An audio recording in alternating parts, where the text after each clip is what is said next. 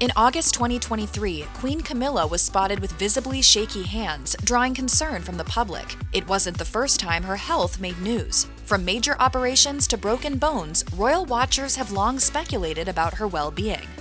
Queen Camilla has been outspoken about osteoporosis for several years. The issue even inspired some of her earlier charity work, as she sought to increase awareness of the common bone disease that primarily impacts women. In fact, before her role as Queen Consort, Camilla served as the president of the Royal Osteoporosis Society. Queen Camilla's passion for osteoporosis awareness, prevention, and treatment developed out of a personal and family history of the disease. Camilla's late mother, Rosalind Shand, tragically died from complications of osteoporosis in 1994. Osteoporosis is a cause very, very close to my heart. I watched my mother die in agony of this disease. Camilla's grandmother also died from the disease. In a 2019 speech for the Royal Osteoporosis Society, Camilla revealed, "It was 25 years ago that my mother died as a result of osteoporosis. In fact, she was exactly the same age that I am now. Then it was never discussed, rarely diagnosed, and always attributed to old people." The Queen Consort has sought to change this. While she hasn't confirmed whether she has osteoporosis herself, the Mayo Clinic reports that having a parent or other close relative with the condition increases one's personal risk. However, Camilla does practice yoga and Pilates. Both forms of exercise can be helpful in preventing and managing osteoporosis. Together,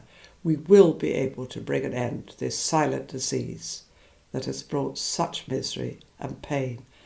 Queen Camilla has reportedly dealt with recurring sinusitis for many years. Chronic sinusitis is defined by Harvard Health as long-term inflammation of the sinuses, with symptoms ranging from months to years. That said, as recently as 2021, the public witnessed Camilla struggling during the annual Armistice Day festivities. Incidents of Camilla dealing with sinusitis reportedly go back even further than this, with a particularly bad infection making her feel under the weather on the week of her wedding to then Prince Charles. In October of 2012, Camilla had another experience with sinusitis, causing her to cancel numerous engagements and charity events. According to the BBC, a spokesperson said at the time, "The Duchess of Cornwall has developed sinusitis and a severe middle ear infection over the last few days, which means she will not be able to carry out her engagements in London this evening and tomorrow."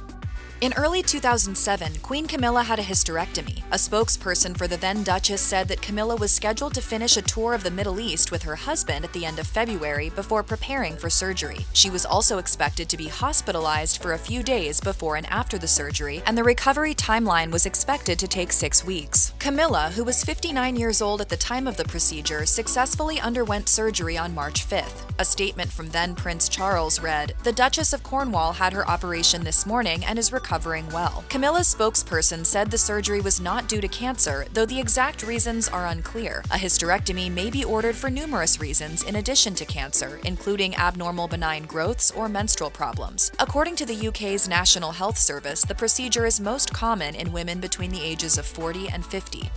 In 2010, Camilla had an accident while she and then Prince Charles were on an Easter holiday getaway. According to The Guardian, Camilla, who was 62 years old at the time, slipped and fell while she was walking outside the couple's estate of Birkhall in Scotland. A spokesperson for the then Duchess said at the time, "Today, following doctor's advice, Her Royal Highness had an X-ray which showed a twisted fracture of the fibula. Consequently, Her Royal Highness is wearing a plaster cast and will be for 6 weeks." The incident was also likely even more frightening given Camilla's family history of osteoporosis, which can weaken bones to a point where fractures can easily occur. Later that year, details emerged that the Duchess had been rescued by 2 women along the trail. According to a Vanity Fair article that recounted the story, Camilla reportedly said this about the women. "They were so kind. They took me to a hospital and stayed with me the whole time, and not one word to the press. I was so grateful I sent each of them a case of champagne."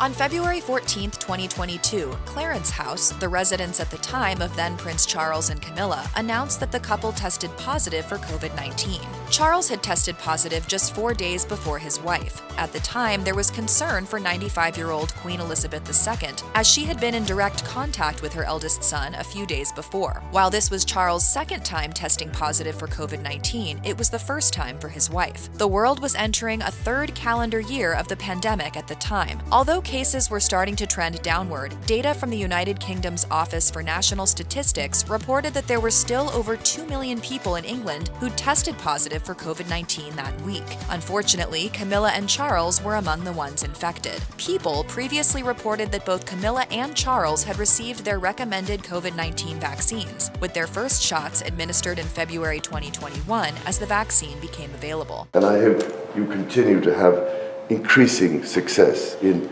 battling against this abominable virus.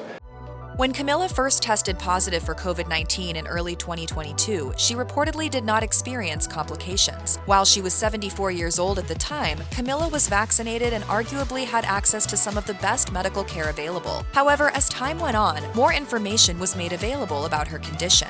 According to Express, she was actually asymptomatic at the time of her COVID-19 diagnosis, but she experienced what seemed like a delay in symptoms that left her feeling terrible for weeks. Camilla said in March 2022, "It's taken 3 weeks and still can't get rid of it. Probably my voice might suddenly go and I might start coughing and spluttering." Given the severity of her symptoms and the timeline, Camilla was thought to have long COVID. The Centers for Disease Control and Prevention defines long COVID as symptoms that persist for 4 weeks or longer after the initial infection starts. While there's much more to learn about the symptoms of long COVID and why it develops in some people and not others, the CDC does identify some of the most common signs. These include a chronic cough, like Camilla experienced, as well as significant fatigue, brain fog, mood changes, and more.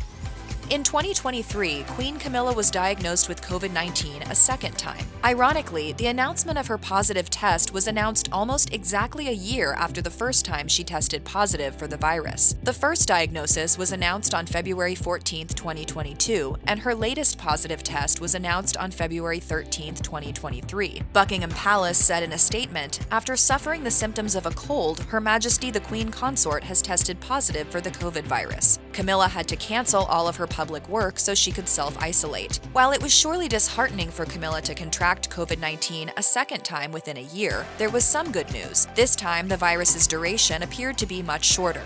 Just 10 days after Buckingham Palace made the initial announcement about the Queen Consort's positive test result, Camilla was able to attend her first public event. The event, which was the launch of a literacy charity effort called the Queen's Reading Room, was held at Clarence House. Camilla was reported as saying at the event, "It's a huge pleasure to welcome you all, writers, publishers, and book lovers, to Clarence House, a week late, but COVID-free."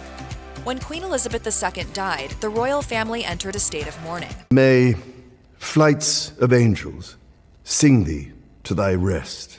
This also sent Queen Camilla into a whirlwind schedule of meetings and appearances with other members of the family, world leaders, and the public. King Charles III said in his first speech following his mother's death, "I count on the loving help of my darling wife Camilla. In recognition of her own loyal public service since our marriage 17 years ago, she becomes my Queen Consort. I know she will bring to the demands of her new role the steadfast devotion to duty on which I have come to rely so much." Indeed, the new Queen Consort did fulfill her duty during those hectic days after Elizabeth II's death, all while dealing with another health problem. According to The Telegraph, Camilla broke her toe shortly before Elizabeth II died. However, there was no time to wait for it to heal, so it seemed. Despite her fractured toe, Camilla was often on her feet, meeting with the many people who mourned the death of her mother-in-law. A source told the publication, "She is in quite a lot of pain, but she is just getting on with it. It is unfortunate timing to say the least, but she's been an absolute trooper." Others also praised the new Queen Consort for her perseverance, with the Daily Mail even posting on X, "Camilla puts her best foot forward as she battles through events remembering the Queen with a broken toe."